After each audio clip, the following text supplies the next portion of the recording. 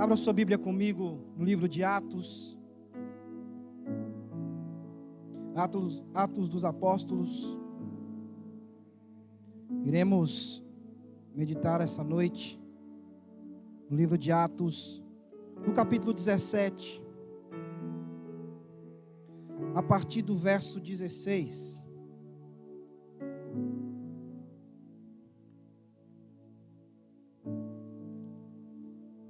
Livro de Atos, no capítulo 17, a partir do verso 16.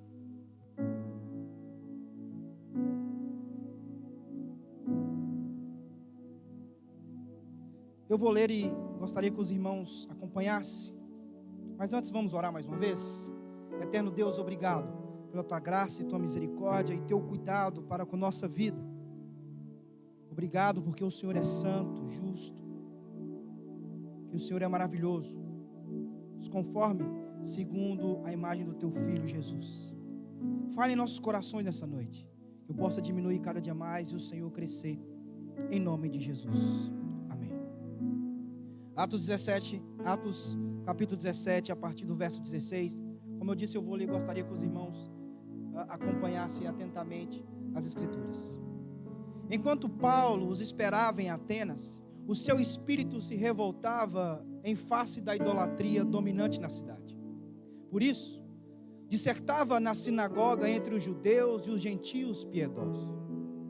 Também na praça, todos os dias, entre os que se encontravam ali, e alguns dos filósofos epicureus e estoicos contendiam com ele, havendo quem perguntasse: que quer dizer esse tagarela? E outros: parece pregador de estranhos deuses, pois pregava a Jesus e a ressurreição. Então, tomando-o consigo, levaram ao Areópago, dizendo: poderemos saber que nova doutrina é essa que ensinas? Posto que nos traz aos ouvidos coisas estranhas, queremos saber o que vem a ser isso.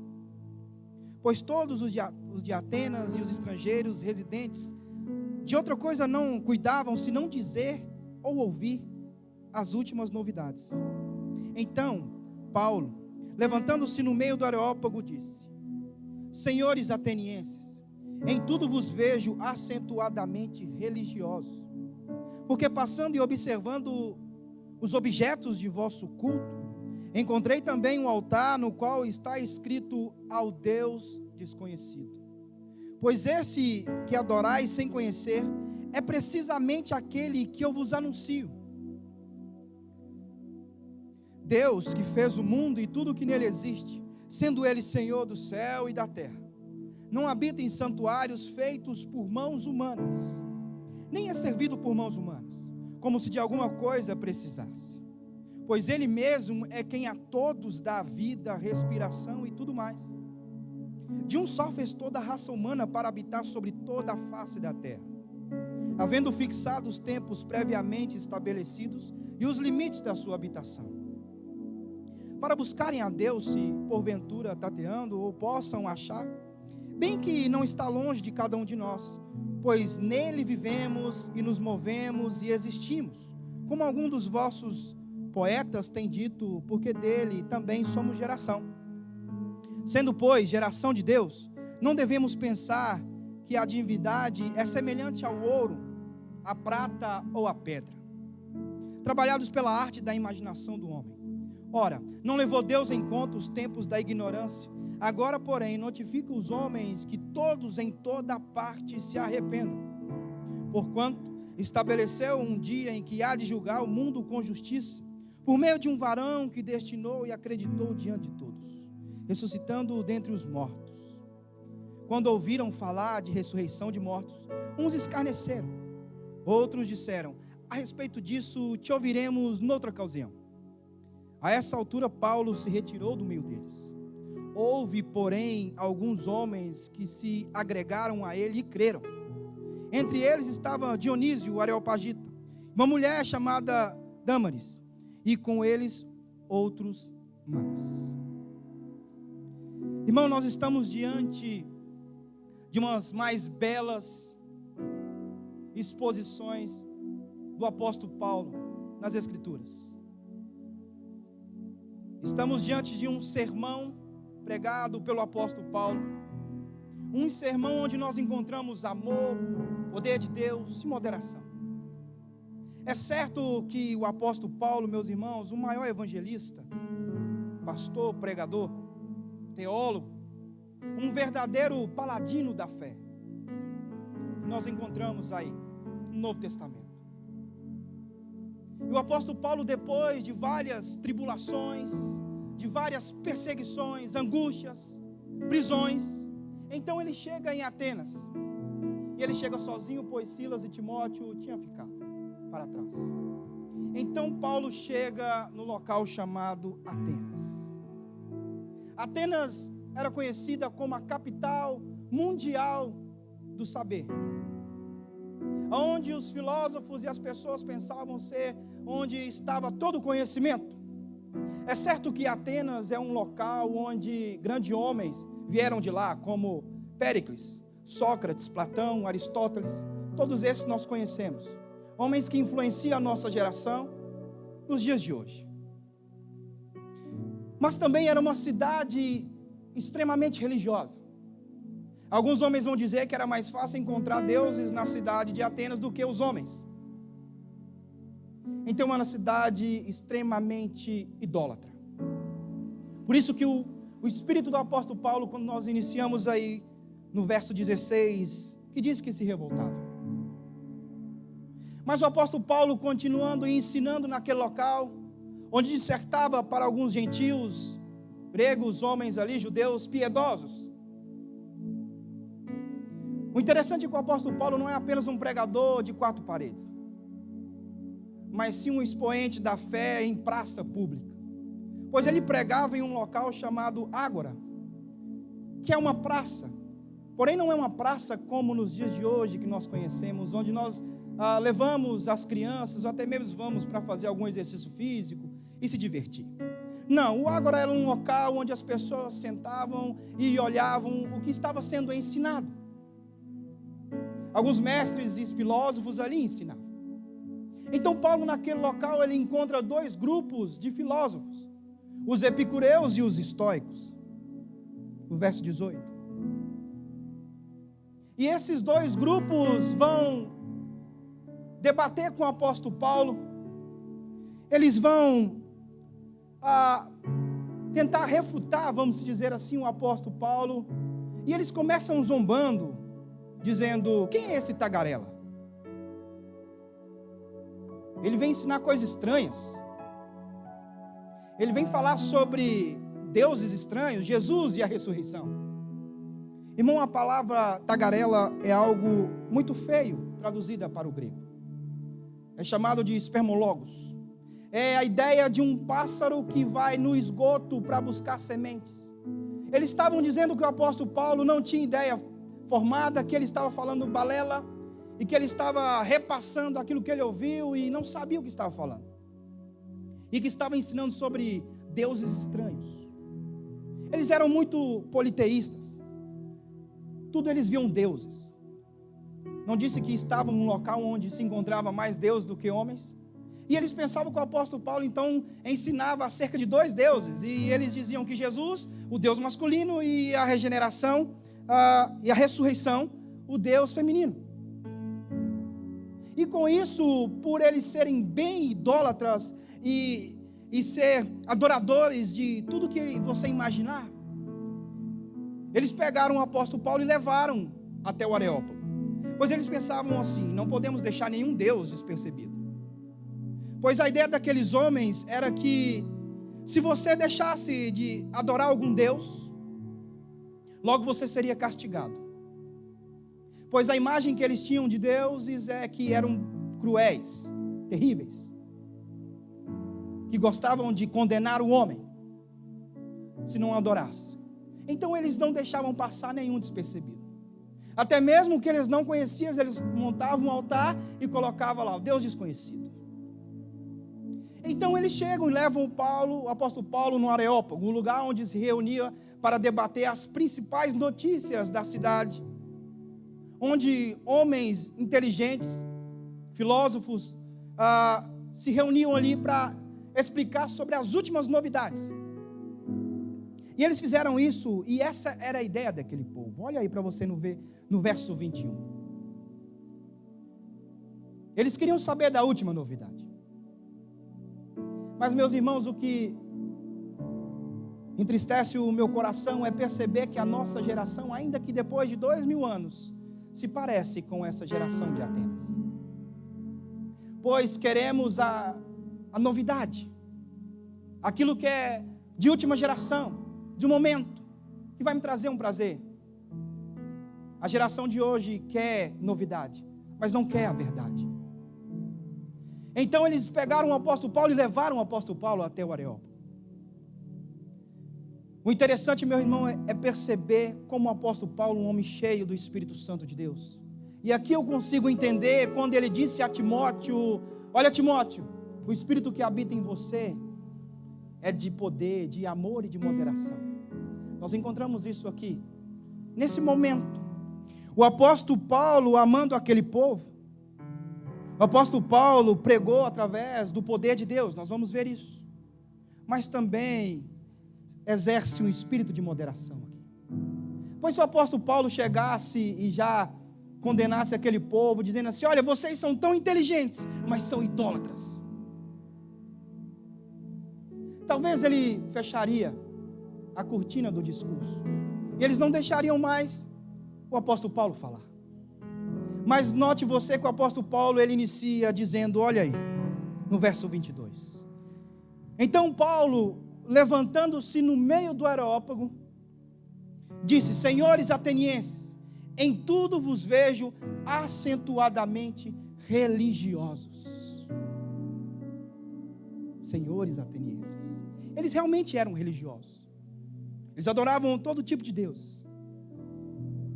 Mas uma coisa interessante é que o apóstolo Paulo, ele não é apenas um turista, mas ele observa. Por isso seu espírito se revolta. Ele observa que eram todos acentuadamente religiosos. Pois ele disse: porque passando e observando os objetos de vosso culto, encontrei também um altar no qual está escrito ao Deus desconhecido.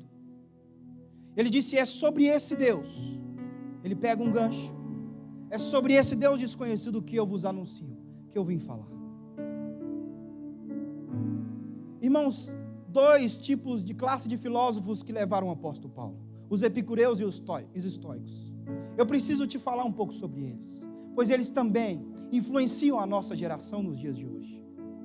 Os epicureus, eles defendiam acerca de que a vida é o aqui e agora. Eles ensinavam que todos devem beber todas as taças dos prazeres nesta vida.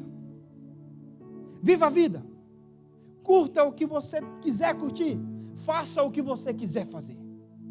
Eles não acreditavam em ressurreição, não acreditavam em Deus, eram praticamente ateístas, materialistas.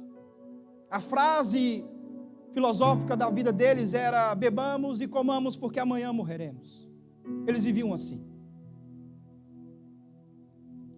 E meus irmãos, hoje nós temos muitas pessoas da mesma forma, do mesmo jeito. Basta você olhar para os corredores das faculdades e você verá como o ateísmo tem crescido no Brasil, como pessoas têm zombado de Deus. É claro que isso é uma herança da Europa, infelizmente. Um país, um continente onde foi berço de grandes avivamentos, mas está inundada no ateísmo. A Europa de grandes homens como, aliás, grandes homens para eles, como Nietzsche. Talvez você não conheça Nietzsche, mas o seu filho conhece. Ele que escreveu a frase Deus está morto, assinado Nietzsche. Mas o interessante é que quando Nietzsche morreu, uma pessoa arriscou e escreveu Nietzsche está morto, assinado Deus. Mas as suas filosofias ainda imperam. Uma Europa de um homem chamado Richard Dawkins, que é um ateísta famoso nos dias de hoje, e tem influenciado muitos jovens, homens e mulheres nos dias de hoje.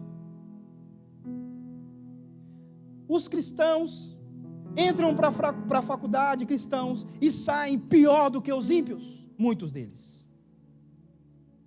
O interessante é que, se você observar os jovens muçulmanos, eles entram para a faculdade muçulmana e saem muçulmano. Eles não negociam a sua fé. Porém, muitos cristãos e jovens saem piores do que os ímpios. Isso é um problema sério, pois vem de casa também. Irresponsabilidade dos pais, pois não ensinam o verdadeiro evangelho para o filho. Isso, é claro, também tem uma parcela muito grande de igrejas do século atual, onde o que o se importa é só o sentir e tudo mais. Se eu estiver legal, tá bom, mas não tem doutrina, não tem palavra, não tem ensino. Então geram jovens, homens, mulheres e crianças fracos na fé. Meus irmãos, isso está dentro da sua casa.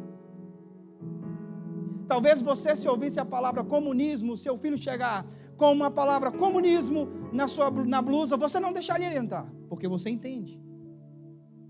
Mas se eu te disser que ele está dentro da sua casa, um dos maiores influenciadores do mundo hoje,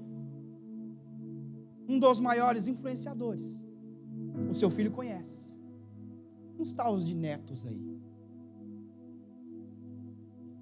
que defende o estandarte do aborto contra a palavra de Deus, que a sua mente e sua filosofia é dizer que Deus está morto. Ele está dentro da sua casa. Talvez você não saiba, mas o seu filho sabe. Um episódio que aconteceu essa semana, contaram a mim, uma criança no shopping esperneando, brigando para cima e fazendo o auê todo. E a mãe, a única forma de calar a criança, deu o celular com quem estava lá. Os psicólogos dos dias de hoje são os YouTubers. E esse influenciador está na sua casa. O comunismo tem entrado. Talvez não dessa forma agressiva, como nós encontramos no filme Torturados por Amor a Cristo. Basta você entrar no YouTube e você vai assistir esse filme. O que o comunismo fez com o evangelho. Talvez não entrou dessa forma, mas ele entrou com duas palavrinhas tão bonitinhas e simples, chamada TikTok. Você não sabe, mas o seu filho sabe. Nos Estados Unidos já foi banido. Não se aceita. O presidente de lá está brigando ferrenhamente, que chamam de louco, né? Mas ele sabe do massacre que isso faz. Hoje já é o aplicativo mais baixado no mundo. Veio da China, um país comunista. Seu filho sabe, mas você não. Por isso nós devemos prestar atenção e observar o que está acontecendo. E não deixar para que essa onda filosófica do ateísmo mentirosa entrar na nossa casa e levar as nossas crianças. Uma certa feita na França, onde o ateísmo estava imperando, os guardas chegaram para um camponês simples, cristão, e falaram assim: olha, nós vamos queimar todas essas Bíblias, essa capa preta aqui, não serve para nada. Olha, nós vamos queimar os templos. Nós não precisamos de Deus. Nós já resolvemos todas as coisas. A ciência já explica. Mentira. E ele começou a falar aquilo tudo. E o simples cristão, talvez conheceu um evangelho verdadeiro, talvez que os seus pais conheceram, se foram cristãos, os seus avós. E viraram para esse homem e falaram: nós vamos queimar tudo. E ele disse assim: tá certo, vocês podem queimar as Bíblias, vocês podem queimar os templos, vocês podem até tentar arrancar Deus da minha mente, mas antes disso, você terá que apagar todas as estrelas do céu, pois você arranca minha Bíblia, mas os céus proclamam a glória do meu Deus. Conhece um verdadeiro evangelho, ainda que arranque tudo, a Bíblia, mas ele tem um evangelho cravado no coração. Vou te dar uma dica, meu jovem: você quer fazer uma tatuagem? Tatua o evangelho no coração. Mas também tem um outro grupo, que é chamado de estoicos, que é aqueles que adoravam vários deuses, ou panteísta, onde tudo pensa que tudo era Deus. Nós encontramos isso na Índia, onde vaca, cadeira, tudo que você imaginar é Deus. E eles eram dessa forma também, eram politeístas, acreditavam em vários deuses, e não somente um único. Isso também tem imperado nos dias de hoje. Quantos cristãos não estão idolatrando os deuses, os ídolos do coração? Talvez quando nós entendemos acerca de idolatria, nós olhamos para o catolicismo e falamos, é quando se curva uma imagem. Não, a adoração começa no coração. A idolatria começa no coração. E hoje temos muitas pessoas assim, onde não se curvam àquela deusa dos gregos chamado Afrodite, mas o desejo é ser reconhecida, o desejo é que o seu corpo seja sensual para atrair os homens, e assim os homens também. O desejo é ser reconhecido para ganhar várias curtidas e likes. Não se prostram à estátua de Afrodite, mas ela já está no coração. E quantos estão assim, da mesma forma, adorando a Mamon? Quantos pais, nos dias dos pais, quantos filhos, nos dias dos pais, hoje, vou usar só hoje,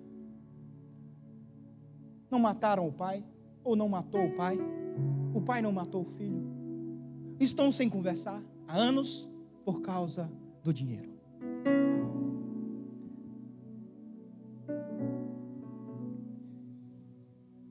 E é sobre esse povo que o apóstolo Paulo estava no meio. Aqueles que não acreditavam que Deus é o Criador de todas as coisas. Não existe. Eles não acreditavam nisso, pois eles entendiam que a matéria é má. Logo, um Deus bom não pode criar o mundo. Estavam errados. E os de hoje também estão errados. Então Paulo começa, e é aí onde que nós iremos entrar nos nossos 3 pontos. Paulo começa a dizer para aquele povo, verso 24, e ensinar o primeiro ponto aí, que nós precisamos entender e gravar no nosso coração. Deus é o Criador de todas as coisas. Ele é o Criador. O Deus que fez o mundo e tudo que nele existe, sendo Ele Senhor do céu e da terra, não habita em santuários feitos por mãos humanas. Paulo inicia dizendo assim, não, Deus criou todas as coisas. Deus não veio da matéria. Deus não é como alguns pensavam e dissertavam naquele momento lá, que Deus não é a alma da natureza. E alguns dizem mãe terra, essa palavra aí. Não, não é isso. Ele é o Criador de todas as coisas. Ele é o princípio. Através da sua palavra, tudo veio a existir. Através do poder da sua palavra, tudo veio a ter vida, inclusive nós. Acompanhe comigo. Verso 26. De um só fez toda a raça humana, para habitar sobre toda a face da terra, havendo fixado os tempos previamente estabelecidos e os limites da sua habitação. Não é de hoje essa ideia de que viemos de uma explosão. Alguns pensam, alguns dizem, que veio dos macacos.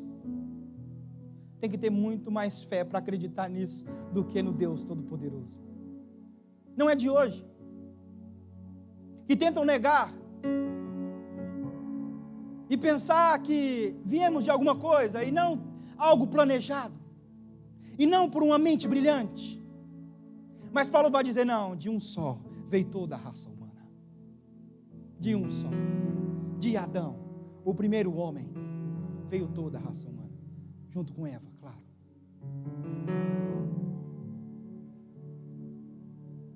Mas o apóstolo Paulo, meus irmãos, ele também diz algo interessante, primeiro ensinando que Deus é o Criador. E ele ensina também que Deus é o nosso provedor. Se não, vejamos, verso 25. Aliás, verso 27. A partir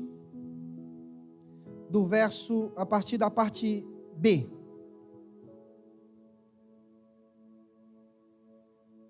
Deixa eu só dar uma olhada aqui.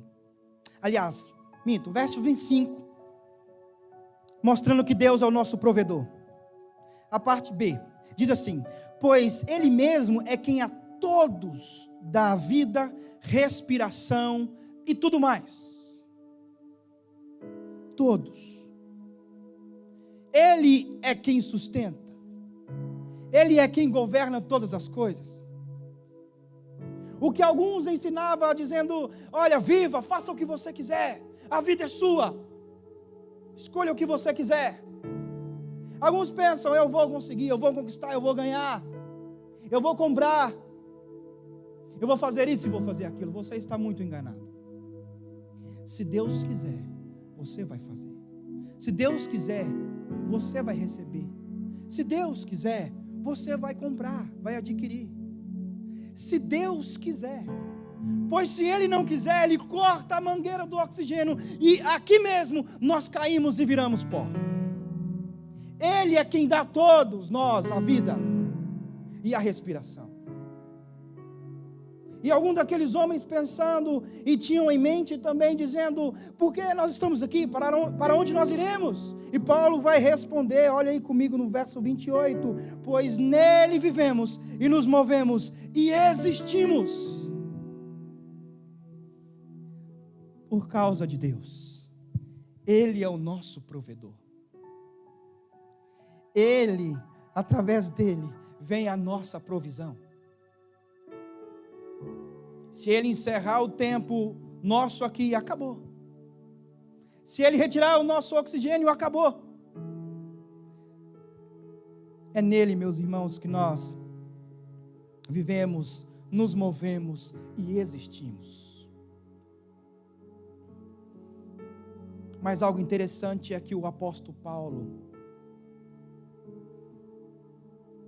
vai ensinar também um terceiro ponto: que Deus é o Salvador, que Deus é quem nos salva, que nós teremos uma vida após a morte, que nós iremos passar por um tribunal, mas que somente Deus salva. O apóstolo Paulo vai ensinar isso aí. O apóstolo Paulo vai nos mostrar no verso 30. Ora, não levou Deus em conta os tempos da ignorância. Agora, porém, notifica aos homens que todos, em toda parte, se arrependam. E olha o verso 31. Porquanto estabeleceu um dia em que há de julgar o mundo com justiça, por meio de um varão que destinou e acreditou diante de todos, ressuscitando entre os mortos. Alguns deles não acreditavam em ressurreição. Não acreditavam nisso. Pensava que tudo vai acontecer e acabou. Não. O apóstolo Paulo está dizendo, falando: não. Haverá um julgamento. Deus irá voltar. Cristo Jesus irá voltar. Irá julgar. Ressuscitar aqueles que estão mortos. Haverá. Mas há, enquanto há tempo, arrependimento. Vocês podem arrepender. Arrependimento é uma doutrina bíblica, extremamente bíblica. Nós vemos os profetas, nós vemos os apóstolos, nós vemos Cristo Jesus ensinando, pregando sobre arrependimento. Arrependa-se e creia. O arrependimento tem que ser sincero. Talvez ele não venha acometido de uma emoção. Talvez você nem chore. Isso não quer dizer que você não arrependeu. Mas talvez você terá sim a emoção abalada. E ali você chore. Não me importa. O importante é que seja verdadeiro e sincero. O importante é que haja metanoia, transformação de mente, mudança de caráter, mudança de hábitos, de atitudes. E voltar-se para Cristo.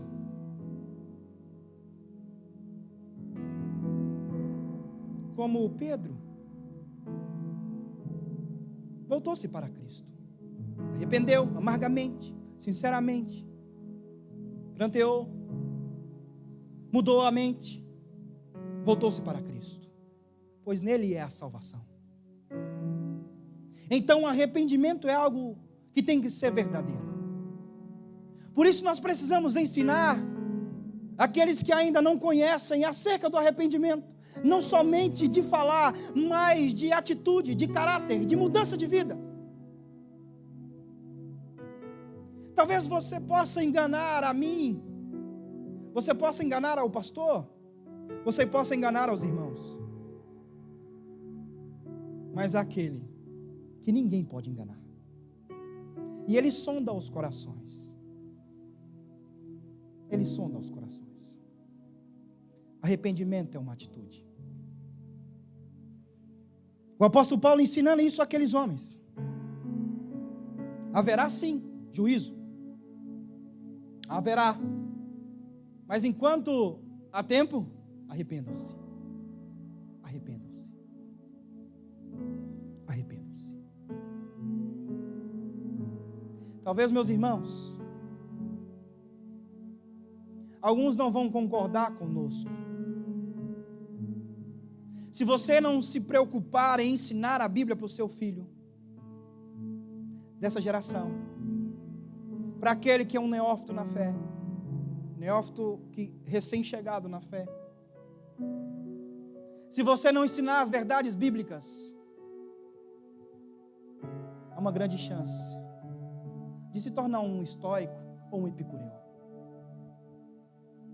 Não podemos brincar de ser cristãos. Não podemos apenas chegar aqui no domingo, se alimentar de uma boa palavra. Se você está numa igreja bíblica, continue. Se você não está, saia. Mas não adianta nada você chegar ao domingo, se alimentar somente, e durante a semana você se enche e se contamina das coisas desse mundo. Você não tem tempo para ensinar o seu filho. Você não tem tempo para ensinar aquele que está próximo de você. Você talvez não tenha tempo, mas Satanás tem todo o tempo, aliás, até a volta de Cristo. E ele é astuto, é sutilmente, se disfarça, como diz fruto sagrado, se disfarça de santinho, de fada madrinha, infantiliza a bruxaria, mas é um mentiroso, usa as estratégias. Tem usado um instrumento para promover a sua onipresença. Ele não é onipresente, irmãos, mas tem um instrumento que ele tem usado bastante, chamado celular. Ele não precisa de estar lá fisicamente ou espiritualmente, mas sim brincando, pintando o cabelo e ensinando e falando assim: não, isso aqui é atrasado, isso aqui não é verdade. Brincando, simples. Você deve adorar a árvore porque é a mãe natureza. Seu filho sabe, talvez você não saiba. E muitos às vezes ainda criticam e falam assim: não, está ficando doido, isso aí é doideira sua, está radical demais, isso é conspiração.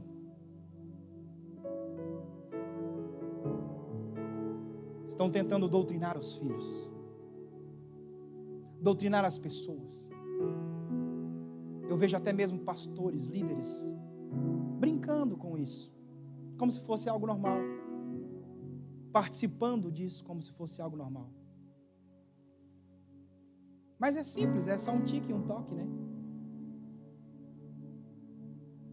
Mas haverá julgamento.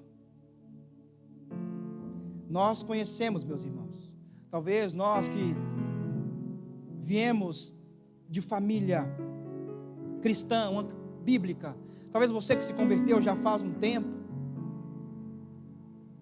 e você tem escutado mensagens bíblicas. Por um lado, nós temos aí o avanço também de muitas mensagens estarem aí na internet, basta você clicar. Talvez quando chegarem com mentiras, não às vezes como os homens lá, os guardas chegaram querendo arrancar com toda força, não, mas com coisas sutis, da faculdade. Para de viver isso aí, seu pai, sua mãe, seu avô, sua avó, o seu pastor, o seu líder, eles são tagarelas. Eles ensinam deuses estranhos. O negócio é aqui e agora. Talvez, se você não tem um evangelho cravado em seu coração, um evangelho verdadeiro, você não iria responder como aquele camponês. Você pode arrancar o que for, mas enquanto as estrelas estiverem nos céus, eu acredito no meu Deus, pois os céus proclamam a glória de Deus. E a criação anuncia as obras das suas mãos. Precisamos estar atentos. Pais, seus filhos precisam de vocês. Infelizmente nós estamos numa geração terrível. Estamos passando por momentos terríveis, onde isso aqui é machista, é homofóbico, é atrasado, é doideira, no sentido de loucura. Isso é coisa de homens, isso aqui está errado. Você escreve a sua vida. Quero te dizer uma coisa: todas as coisas certamente passará, mas a palavra de Deus permanecerá para todo sempre, de eternidade e eternidade. Cuidado para não adorar a um Deus desconhecido. Cuidado para não criar ídolos em seu coração. Cuidado para não cair nessa teia do ateísmo terrível. E talvez você comece a blasfemar, desacreditar. Não negocie. Cuidado, jovem, nas faculdades, onde tem disseminado filosofias de tudo e qualquer tipo, menos das Escrituras. Cuidado. Volte-se para Cristo. Mas esse sermão é algo tão maravilhoso, meus irmãos, que ele alegra o meu coração, pois nós que gostamos de pregar, de ensinar, falar a palavra de Deus, evangelizar, talvez você também não faça com tanta constância, mas gosta. E às vezes você está falando para alguém, uma pessoa só você está evangelizando, talvez. Elias mesmo ganhou um só para Cristo. Mas talvez você está ensinando e aquela pessoa não está duro o coração, tudo mais. Você até mesmo desanima. E às vezes você pensa, não está dando certo.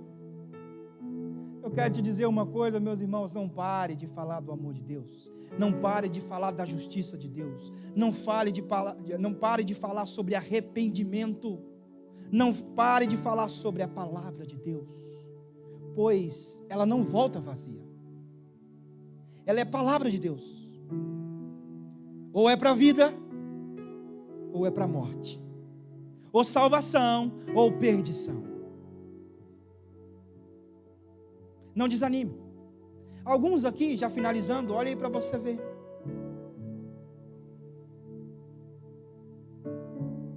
No verso 32. Quando ouviram falar de ressurreição de mortos, Uns escarneceram, outros disseram: a respeito disso, te ouviremos noutra ocasião. Mas teve alguns que creram, para a glória de Deus. Então não cesse de falar do amor de Deus, da palavra de Deus, pois essa palavra não volta vazia. Não volta. Talvez aqui tenha desses 3 grupos. Creio que talvez do primeiro não. Ninguém vai sair daqui escarnecendo da palavra de Deus. Mas talvez você saia daqui dizendo: numa outra ocasião eu escuto o que esse jovem está falando. Num outro momento, talvez você já vai dizer: não, quando eu for da idade da minha mãe, eu começo a pensar nisso e naquilo. Quando eu for da idade do meu pai, eu começo a endireitar os meus caminhos com os caminhos do Senhor. Numa outra ocasião eu vou viver isso. Talvez hoje possa ser o seu último dia e Jesus voltar para você. Mas vai ter aqueles que certamente vão querer viver isso que foi falado aqui. Querer amar o Senhor acima de todas as coisas.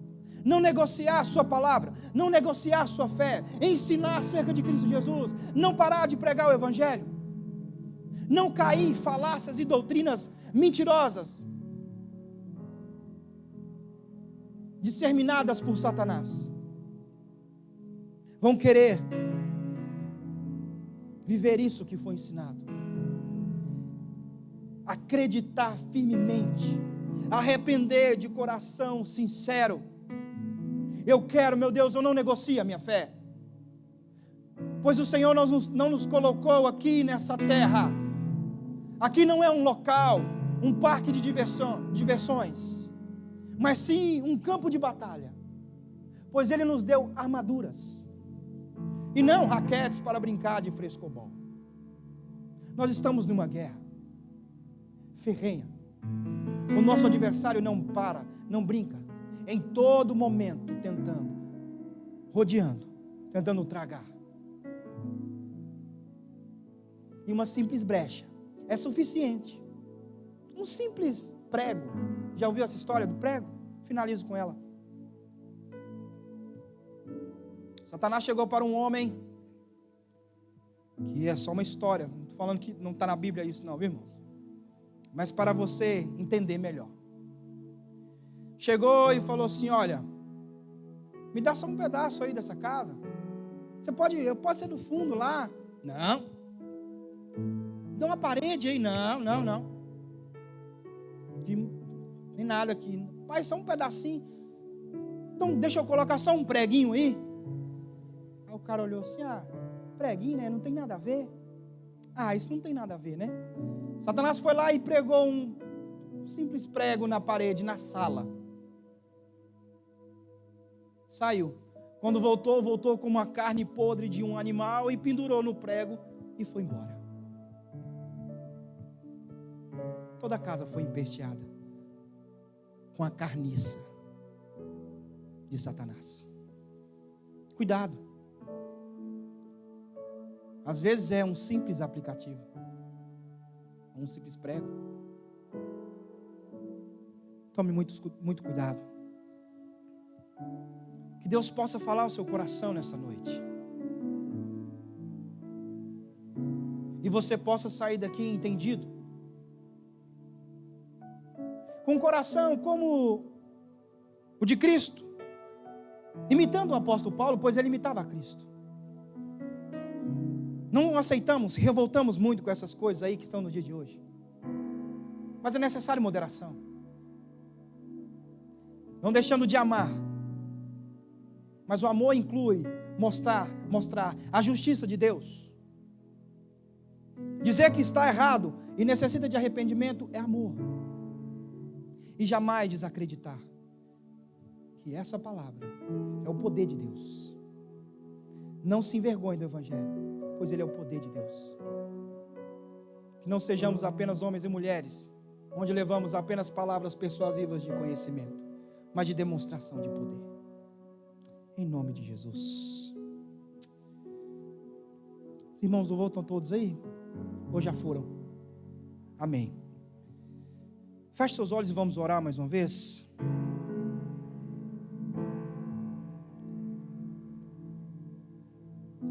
Santo Deus, mais uma vez esse miserável, um homem pecador, carecedor da tua graça, trouxe a tua palavra, a Bíblia.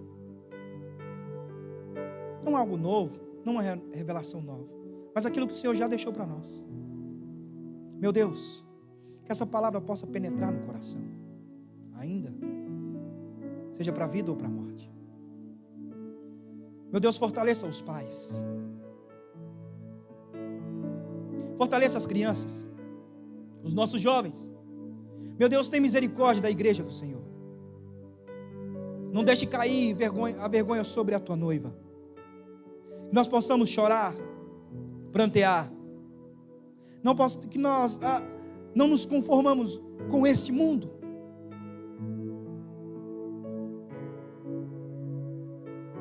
Que o nosso padrão seja as Escrituras e não esse mundo. E que possamos dizer aos quatro cantos dessa terra que o Senhor vive e reina e voltará em poder e glória. Que o Senhor é o Criador de todas as coisas, que o Senhor é o provedor e o Senhor é o Salvador, e não há outro Deus além de ti.